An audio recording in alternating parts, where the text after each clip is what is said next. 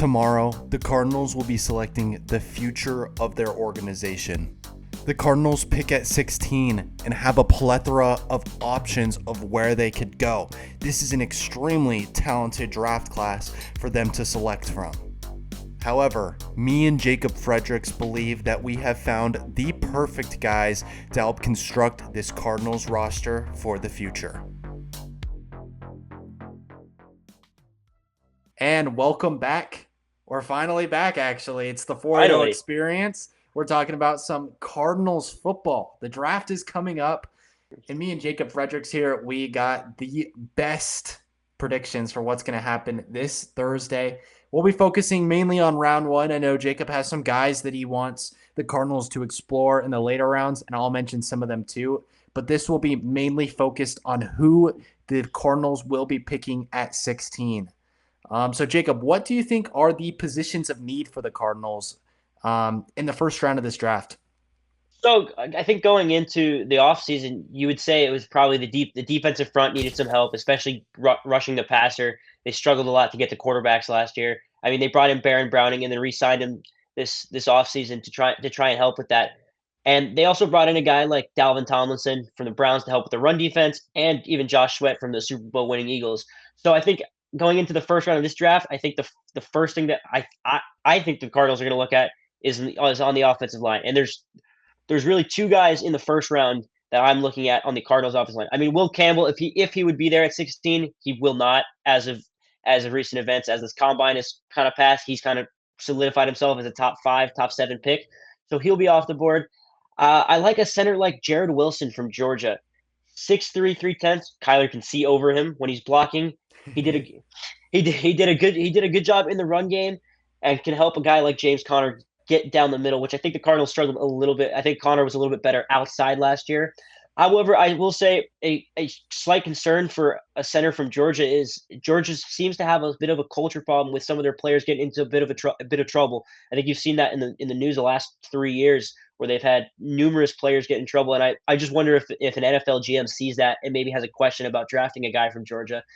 And I think the guy that one of my favorites as an offensive tackle from Oregon, Josh Connerly Jr. Now he did struggle in the Senior Bowl a little bit, but I watched his tape all of Oregon. He's a really quick.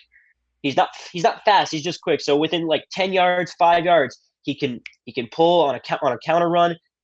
He can get outside on a stretch run. So I think a guy like him can help, especially as Kyler said in the media this week that he wants to be able to run the ball more this year. And Kyler's best when he's on the outside. So I think if a guy like Connerly can pull or can just stretch out and get Kyler some more space, I think the Cardinals will be much more successful in the run game. Yeah, I think O-line isn't something I would particularly want them to go after. But if there were a tackle or someone that I would want them to pick, I think they could go Kelvin Banks Jr. out of Texas or Tyler Booker out of Alabama. And what I will say about the fear of drafting Georgia players is I think that fear is kind of gone after how this Eagles last season went. They pretty much drafted Alabama and Georgia for the last couple of drafts, and look what happened for them. Jalen Carter was maybe the biggest example of a Georgia defensive player who had character issues coming out of college, and they were able to kind of keep him at bay. He had a couple moments this season where he looked a little shaky and looked like he was starting to lose control, but somehow, some way, they had a culture in place in Philadelphia that they were able to control him, and I expect a similar thing from the Cardinals. I don't think they'll shy away from getting a guy out of Georgia if it's a prospect that they really like. Yeah, and that's the thing I'm curious about. I haven't obviously talked to any NFL GMs anytime recently, Me so neither. I don't know what they're looking at, if that's even a thing that they're looking at these days. I mean, obviously, the Philadelphia Eagles have had a culture for the last few years of winning. Yes, I know there was talks about Sirianni being on the hot seat going into the year, but to me that was all kind of nonsense. And they've had a culture of winning in Philadelphia for the last 5 to 10 years. And I mean, obviously, part of that was Jonathan Gannon, who started in Philadelphia when they went to the Super Bowl the last time. Now, I think the Cardinals are still a newer, younger team, and so it's going to take a little bit more time to build that culture. So that's why I'd be curious there. But I think the second position I think that the Cardinals would have to look at would be on the defensive front, the defensive, especially defensive end. So I know there's a guy that you want to talk about specifically that you think the Cardinals may even be able to trade down for. You're alluding to a guy, but the guy I think that maybe the Cardinals should go to first is a Mikael Williams out of Georgia, another bulldog. His measurables kind of pop off the stat sheet: 260 pounds, 6'5". He had 5 sacks last season with the Bulldogs, but he did miss a few games with an injury. Is that something that they are concerned about and maybe want to look into? I don't know. 15 solo tackles. But he's a former 5-star recruit and has a lot of power, can bring some pass rush to this team. He's a guy that I think they're going to look heavy at. I don't think there's very many character issues with this guy, at least none that I've seen. He's an excellent prospect and a guy that the Cardinals should definitely have their eye on. Will he fall? I don't know. I think last draft has kind of thrown me off for the foreseeable future. Last draft, when I couldn't predict what was going to happen. So many quarterbacks taken early that I didn't think were necessarily deserving of that pick. Is that something we see in this draft? Are we going to see a bunch of offensive players go off the board a little bit higher than they maybe should? I don't know. But we saw last year that the Cardinals, or not the Cardinals, the Rams and the Seahawks both got their guys later in the draft. Jared Verse and Byron Murphy, they got them, I think, at 17 and 18. So if something similar happens this year, I know the quarterback talent isn't quite as amazing as it was last season. We had a pretty great quarterback draft last season, which is the reason why all those guys got picked early. But if something similar happens again, like maybe we see like McMillan and Golden, um, maybe if guys like those that go early, you could see a Mikael Williams drop to Arizona. He's kind of slotted in as a mid first round guy. So I'm not sure if he's available. I think the Cardinals are going to look his way. But the guy you were alluding to, Jacob, was Mike Green out of Marshall. I think maybe he should. I'm going to say he should be the number one guy on the Cardinals draft board. And like you said, he might be a guy that the Cardinals could trade down to get. 251 pounds and 6'3". He's a little bit smaller off the edge than maybe you like, but everything else about his measurables really jumps out to you. 17 sacks last season. And I know he played at Marshall. I know he was in the Sun Belt, an FBS conference, but that's pretty incredible. 17 sacks, 22 solo tackles, 3 forced fumbles. His 40 time was in the 95th percentile for his position, 457. That's some wide receiver speed out there. 685, 3 cone. That's in the 95th percentile, and his shuttle was 425, which is in the 79th percentile. The dude's fast, he can move, and he showed that he can get to the quarterback last season. He might be a guy that the Cardinals could look at. Wrestler in high school. He had a 90.2 run grade according to PFF last season, and led the FBS in run stops at 32. So he's a guy who's multifaceted. He can stop the run. He can stop the pass. He does everything at a high level. The only issue is he played in an FBS conference. We don't know what to expect out of him. But just based off his measurables alone, I think he's a guy that you take a look at, trade down, maybe get a third or fourth round pick to stow away for day 3, and try to get this guy because I think he could be pretty incredible in the league. Yeah, I've heard a lot about Mike Green, especially just around even I saw him in a mock draft go about 15 between 15 and 23, 24. So he's a guy where if the Cardinals have faith and they don't love what they're seeing at the value of 16, they can trade down. They may be able to sneak him towards the end of that first round. But I will say one guy who I think could fall to 16, where I've seen it once or twice around the league, and that to the Cardinals, I don't think they necessarily need this position, but they could use some absolute help. Is the cornerback position?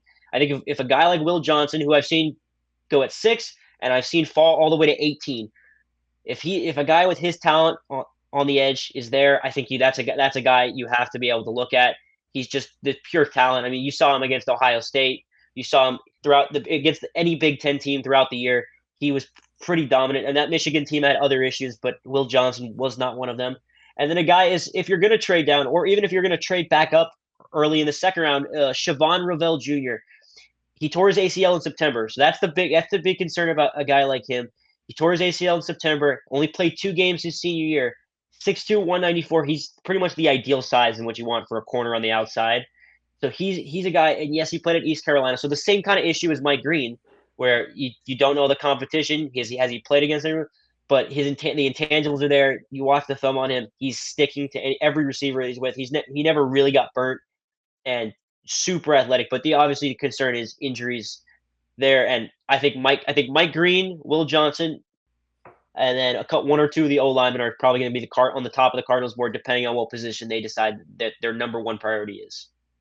Yeah, I will push back a little bit on drafting a corner early. I think this is an extremely deep cornerback class. You look just out of Kansas, you're getting Mello Dotson and Kobe Bryant as potentially round 2 or round 3 guys. You trade down and get a guy like Mike Green, and you might be able to use that pick to get a very productive corner. I think a lot of these cornerbacks are really underrated coming into this class. I think there's some depth there. I don't know if they go one. Maybe if their guy is there, then maybe they consider taking a corner at 1 or in the first round. But I just think there's other places they could go. I think in order of importance for this team, it's got to be edge number 1, O line number 2, and then a skill position number 3. I think that's the order of operations here. And one thing, NFC West rival John Schneider, the GM of the Seattle Seahawks, he always says that offensive linemen are overdrafted and overpaid. And while I disagree with how he goes about actually building an offensive line, I will agree with that sentiment. I think you need to be careful. Some of these O linemen get taken high just because they're the best offensive linemen in the class, and they don't necessarily play up to that level in the NFL. We see it all the time.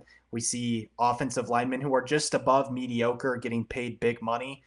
So I'd be cautious around O line, and I would avoid corner day 1, edge, and then potentially if you can get one of those top end wide receivers. If a McMillan, I know McMillan was slated to go as high as number 2 or number 3 to the Patriots mid college football season, but I think that is an overdraft. I think that's an overreach completely. I think McMillan talent wise is a mid day 1 guy. You look at him, 212, 6'5", pretty great speed, 4.48, 1,300 yards and 8 touchdowns. If he falls, I think you have to pick him over any edge or any O lineman that falls.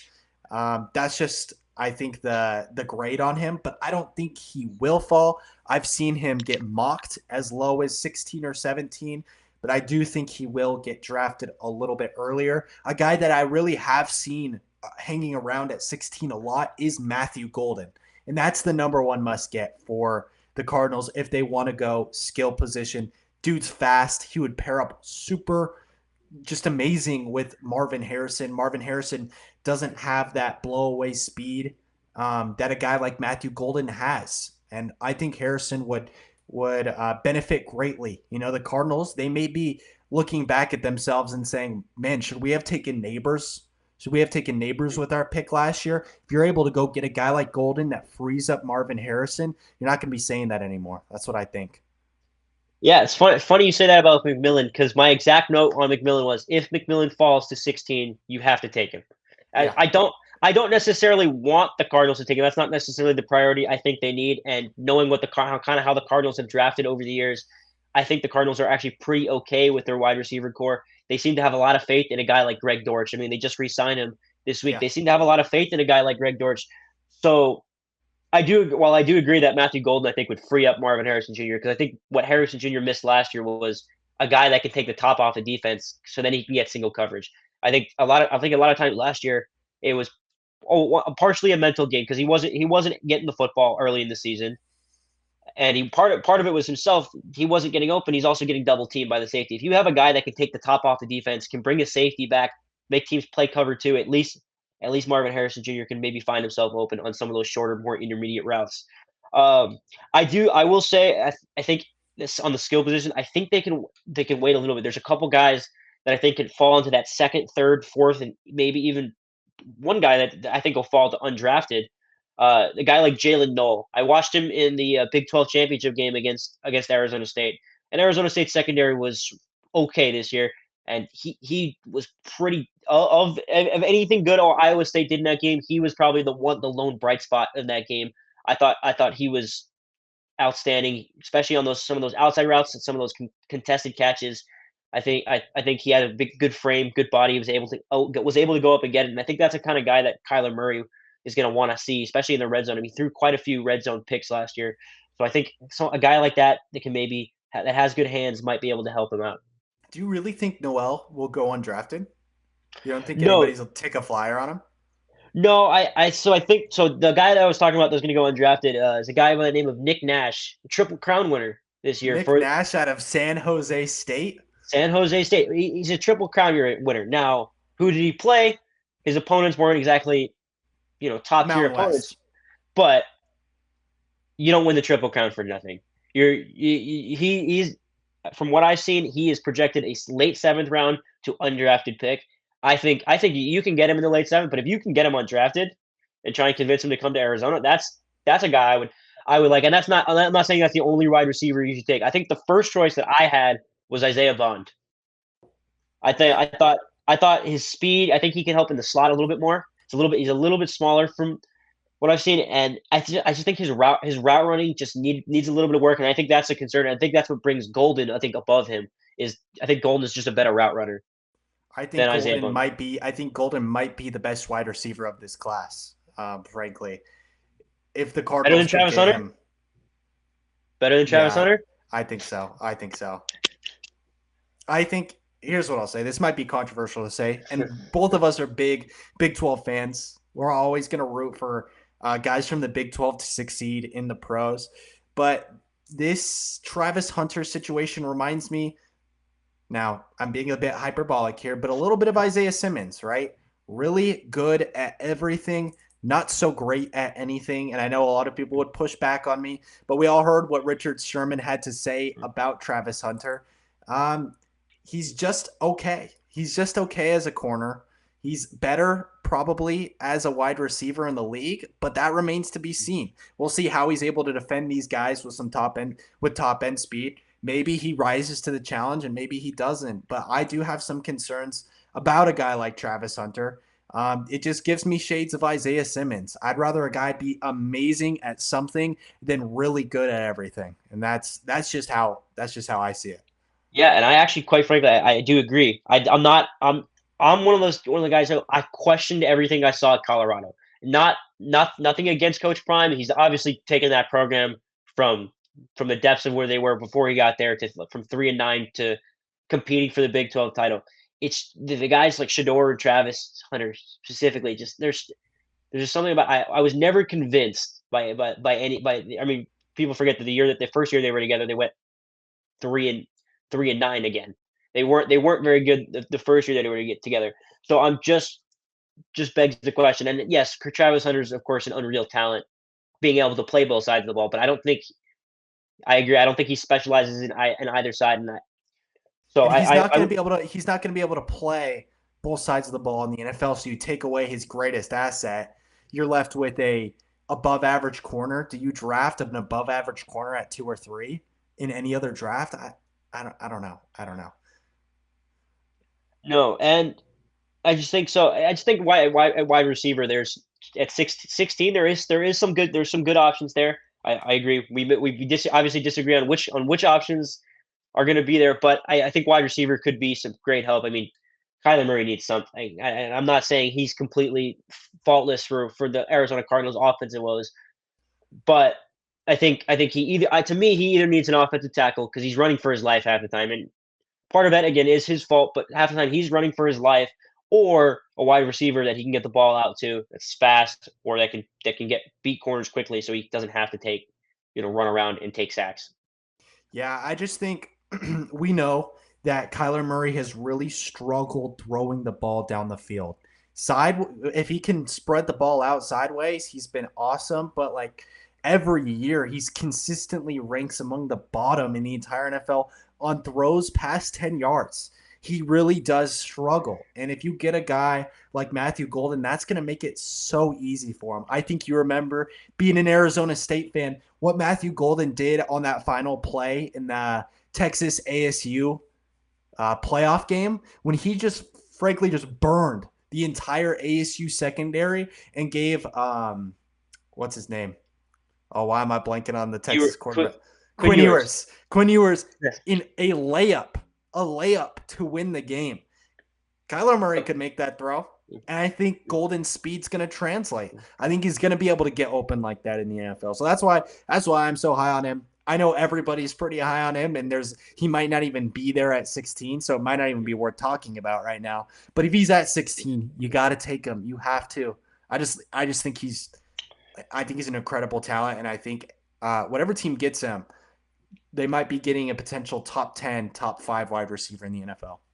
But we all know the ball hit the ground. But we're gonna move past that. And I just want to touch on some. We talk about like the edge on defense and some guys that I think are gonna fall to the second, third round maybe. Jack Sawyer. He's a guy who I watched his film, and it's nothing. There's nothing special about his film when you watch it, other than a guy who's consistently runs hard. It's just a guy who runs hard. Kind of reminds me of Zach Thomas, Dennis Gardeck kind of player. One who doesn't have the most flashy talent. I mean, obviously we saw the play he made in the semifinal against Notre Dame to their strip sack, or sorry, against Texas, the strip sack of Quinn Ewers. But I think a guy like Jack Sawyer just runs hard. I think the Cardinals could use a guy like that to get to the quarterback. But there's one other guy who I think some Arizona State fans would know quite well. He played 3 years here at Arizona State. Omar Norman Lott. Went to Tennessee for 2 years.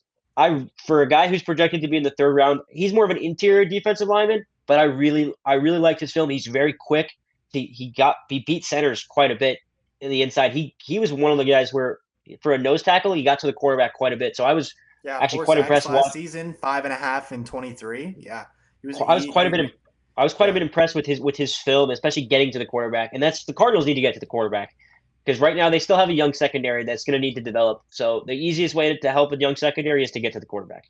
Exactly. I think this Cardinals defense is building something special. Nail this draft, and the future of the Arizona Cardinals looks very bright.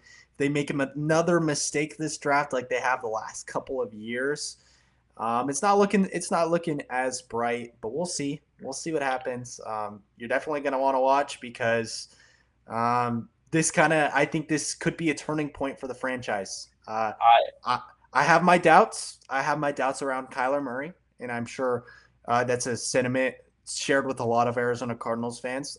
Some are sold that he's the guy, and some need to see a little bit more. They need to see him, one, stay healthy for an entire season, and two, take his incredible first half play into the second half and then into the playoffs. But nail this draft, get a good O lineman, maybe a couple good O linemen, some good edge rushers, and bolster that wide receiver unit a little bit more.